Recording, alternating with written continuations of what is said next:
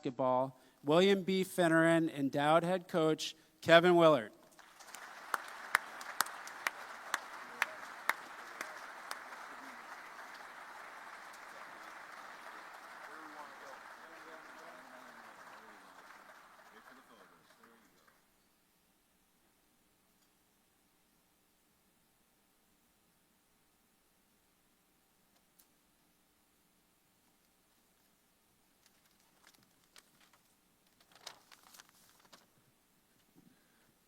I had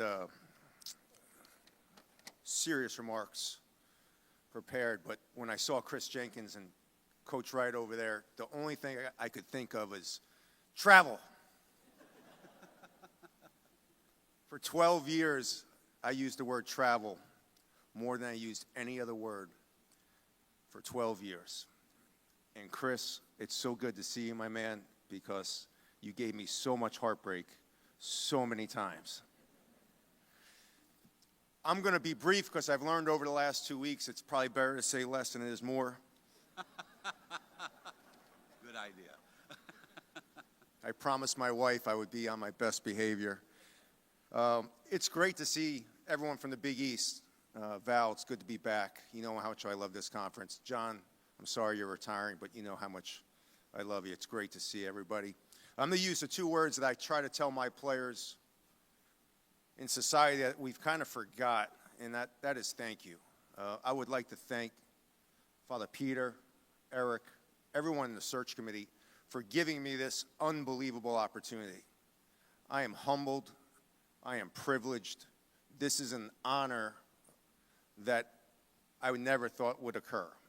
So I want to say thank you to everyone in the Villanova community that has been so welcoming to my family, to myself. The last 8 days have been, I've said it to my two sons, it's like Christmas every day. It's gotten better and better. I have to say thank you to the former players. You guys have been, it's such a brotherhood. It's so strong. It's an unbelievable culture. But you guys reaching out every day has made this transition unbelievable. I have to say thank you to my family. I've put them through quite a bit over the last 18 years. My son just turned 18. He's graduating high school. I think this is going to be his fourth house. My wife, Julie, has been with me. We're celebrating our 25th year anniversary this year. She is my rock. She has been by me side by side. I am blessed to have such an amazing woman in my life. My two kids, Colin and Chase, are my sidekicks. I want to say thank you just for sacrificing and moving and doing all the things that you had. I'd like to say thank you to Jay. I would not have taken this job if I sent him a text because he was on TV. I had met with Father and Eric, and I said, Julie and I had made the decision that this was the place that we wanted to be at. And I texted Jay because I forgot he was on TV. I said, Jay, I'm not taking it. I said, are you okay with this? I said, because I have so much respect for what you've done here. I know what you've done here. And he sent me one of the greatest texts I've ever got. He goes, I am behind you 100%. You are the right guy at the right time for this. And Jay, I just want to say thank you. You've always been a great friend. You've always been there.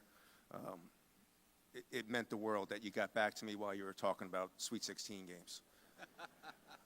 Getting him away from the camera is tough. I'm not here to change Villanova basketball. Villanova basketball is one of the elite basketball programs in the country. I'm not here to change the culture. I'm not here to change the attitude. I'm not here to change anything besides the way we play. Villanova basketball will always be Jay Wright's program. I am honored to be part of this program. I am honored to be part of this family. We're not changing anything. The only thing I'm here to do is change the way we play and change the dynamic of what has become college basketball. College basketball has changed dramatically in the last 3 years. My job is help us adapt. My staff's job is help us adapt and navigate the new world while embracing this unbelievable university, this unbelievable family, and a culture that I have seen up front for 12 great years. I am honored to be here. We will work every day to make sure that we uphold these values of this great university, of what was built here, of these championships, from the former players that I respect unbelievably because we battled against each other. We cried with each other. We hugged each other after Big East championships. This is an honor, and I'm privileged to be here. And I just want to say thank you for everyone's support, and go Cats.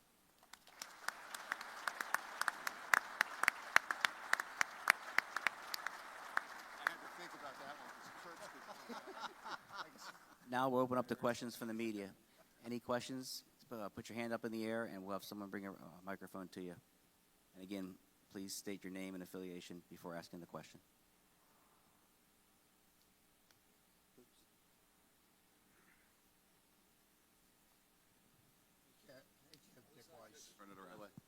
Backwards. Kev Dick Weiss, how are you? Welcome home. Can you talk a little bit about how important North Jersey has been to the Big East and Villanova over the years, and how your relationships up there will pay dividends? I mean, I spent 12 years at Seton Hall, which is an unbelievable program and university. The relationships I built in that area, I still talk to. Shaheen was my assistant for 10 years, is still one of my dearest friends. I think what makes this conference so special is the fact that we are miles apart. You're not taking planes, it's bus rides, it's car rides. We recruit against the same people. We battle against the same people. It's what's made this conference so special for years and decades. So those relationships will always be with me, and I'm just glad to be back in this area. Mike Sealski, pardon me, from the Philadelphia Inquirer for Kevin. You mentioned how much college sports and college basketball has changed over the last 3 years. What kind of sense do you have? There are certain things that are in motion that will kind of clarify what's ahead, but in the broad sense, what kind of sense do you have about how things are going to settle out moving forward, I guess? I think everyone in this room, from Val, Eric, Father, we all hope that it settles out and we get some guide rails and get our hands on this, because it's out of control right now. The average person just doesn't understand what's going on with transfer portal, NIL, how much money is being spent, how much money is going on. My goal is, I think, if we work together, and this is the greatest sport, in my opinion. We are in the Northeast. It's the best area to play college basketball. I think we all hope that there's some guide rails that get put in place to not only help the schools, because I think the schools are going to be challenged dramatically in the next 3 to 4 years, but I think to also help the players and give them some guidelines and give them some rules that will help them stay at schools longer, be part of a family that's like this, a culture like this. I think there's things that we can do that need to be done, but that it's not right now. Katie. Eric Watkins, VU Sports. Hey, Coach, right here in the end. You've talked about culture a bit and want to maintain the culture. Given NIL and the no sit-out transfer portal, what aspects of the Villanova culture are fundamental and sustainable given NIL and the portal, and which might need to morph a bit? It's attitude, work ethic, toughness. All those things still are achievable in today's NIL world. It's the one thing that I always respected so much about playing against Villanova, is that I knew you were going to have to not only play your best, but you're going to have to play your toughest. You're going to have your best attitude. Not only because Jay was going to bring it out of you, but every player on that court you were going to have a better attitude. You're going to have to be more tough. And I think those parts of your culture are still built in. That's not going to change. My teams over the last 3 years have been just like that. and we'll continue to embrace what this culture is all about. We'll embrace what this university is all about, but you have to be flexible. And really where the flexibility comes in is your playing style. You're not going to always have to be able to play fast or play big or play small. Your roster changes so much, but your culture doesn't have to change. We have values that we are going to live by every day. That's not going to change as a coaching staff. That's not going to change for me. It doesn't change as a father. And we will continue to pass that down, and it definitely doesn't change as a university family. So our culture will stay strong. Our roster might change a little bit more. Things like that might change, but our culture will be as strong as ever. Katie? Hi, Coach. I'm Katie Lewis from the Villanovan. On the topic of the transfer portal, what do you think is going to make Villanova an attractive destination for players? I don't think I have enough time for that, Katie, because I think there's so many things that make this place special. History, location, being part of the Philadelphia sports scene, the university itself, getting a great education, the alumni base. I think we were up in New York last night. We had over 400 people I got to meet just about everyone. I think there's so many special parts of this job, of this university. And I will say the strongest part is the fact that the former players have as strong of a brotherhood as I've ever seen anywhere I've ever gone. And to be perfectly honest with you, that's the biggest sell, is those guys and the brotherhood that they've created. I think that will last a lifetime. This is for Kevin. Jeff Nyberg from the Philadelphia Inquirer. You talk a bit about the portal. There was some news that broke before you sat down that a former player from this past year's roster is entering the portal. You've obviously got a lot of work to do. How confident are you that, with the infrastructure here, that you can build a roster that gets back to the tournament next year? Yeah, I mean, we've been working. I think we've done 120 Zooms in 7 days. So I mean, it's kind of tough. They open the portal up, and then you go into a 11-day dead period. And so the mayhem is kind of, you're trying to do a lot of recruiting. I'm extremely confident in my staff and I about what we're going to build and how we're going to build it. We're making sure we're doing it the right way with the kids that we want. We're going to lose some kids to the portal. That's understanding. I think the kids this year did a phenomenal job. We played against them. I think Kyle and his staff did a tremendous job this year, navigating a new world, which is extremely tough. But I'm extremely confident about the team we'll put on the floor next year. David? Hi, Kevin. David Shapansky from Villanova Student Radio. Thanks for being here today. I know you talked about it a couple days ago, but being in the Philadelphia area, and you talked about it just a few seconds ago as well, what does it mean for you to be in a sports market, coaching in a sports market like Philadelphia, and having more time to, over the past couple days, to spend in the area, spend in the region? What has it been like for you, just kind of soaking it all in? Well, it's actually only my second day on campus, so it's been fun. I've been blessed. I'm from New York, coaching at Seton Hall and being in the New York area, and then being at the University of Maryland, being in D.C. and Baltimore, being in that sports market. So I've been blessed to be in big markets. I think what's really great about it, there is a distraction for some parts of the year, which is nice. You get to go to Phillies games. You get to go to Eagles games. Obviously, the 76ers is tough because we play when they're playing. But for the most part, it gives your kids a chance to be part of something bigger than just one spot. And I've always been jealous of Philadelphia fans because how passionate they are. In New York, we were kind of split between, if you were from Long Island, you're a Jets fan, Giants fan, you're over here. It seems in Philadelphia, you're centralized around your teams, and I love that. David? Dave Malinger, Sports Talk Philadelphia. Coach, how does it feel to be part now of the Philadelphia Big Five? And also, what is your message to the Villanova fan base? Yeah, I think the Big Five is really cool, to be honest with you. I don't think there's anything like it in college sports. I know they've changed the format over the last couple of years. I don't know what the format is, but I know it's really cool that we're part of it, and I know we play. I think it's home and away, and then Wells Fargo, something like that. I don't have the schedule down. My message to Nova fans is let's have some fun. Let's bring some energy back into this building, into Wells Fargo. We're going to play a fun style. We're going to recruit kids that represent the culture of this program, the culture of this university, the work ethic of this program. I think the excitement already that I've met everyone on campus last night in New York has been great. So it's just, I want everyone to have the same energy I have, positive, fun energy, go out there. Let's do the same thing that Jay and these great players have done before. And they did that by having a great attitude, a great work ethic, and that's the same thing we're going to do.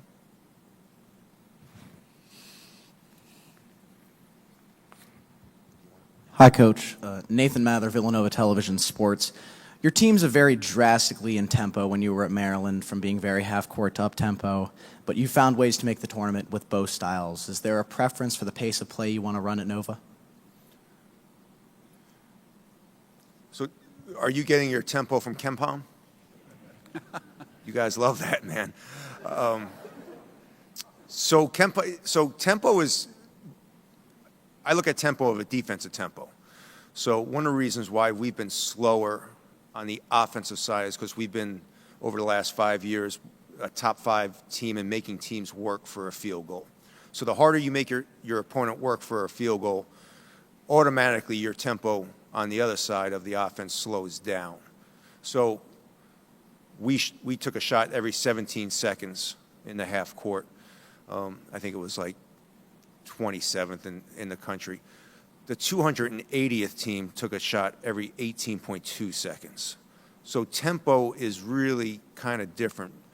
We play a fast tempo at times, but the difference between first and last is only about 2.2 seconds in the half court. So when you really start thinking about tempo, the way I look at it is on the defensive end. How hard are we making teams score? How long are we taking them? Are we forcing turnovers? So KenPom's great, and I love it.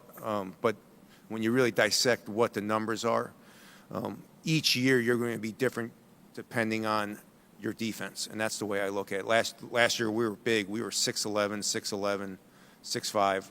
So we played a little bit slower because we threw the ball inside a little bit, but it was 1 second slower than I've ever been on average. So the tempo numbers sometimes I think sound sexy. I just want to play winning basketball, and that's all I'm really focused on. It's a great way to end it. Father's got to get up to Boston. Hey, Coach. Ryan Scanlon, Villanova Student Radio. Welcome to Nova. My question is, what have you learned from Seton Hall, Big East pit stops in Seton Hall, Maryland, that you can bring to Villanova and our community?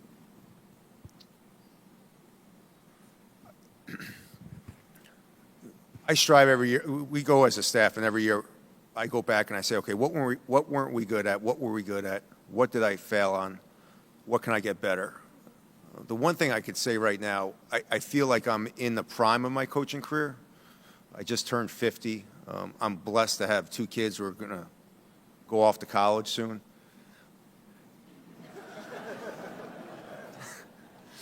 Long story. You know, my wife and I, we're going to be empty nesters, so it's like, this is my life. And, you know, we made a family decision.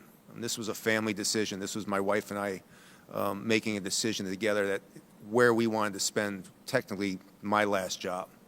And so I'm going to take the years of experience of being in the Big East, working for one of the best coaches in Rick Pitino, all those years of experience. The Big Ten made me a much better coach just because the size, the depth.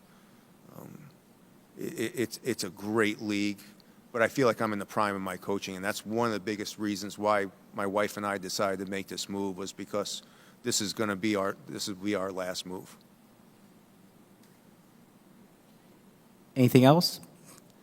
All right, well, that concludes today's program. I want to thank everyone for attending, and have a great day. Thank you, everybody.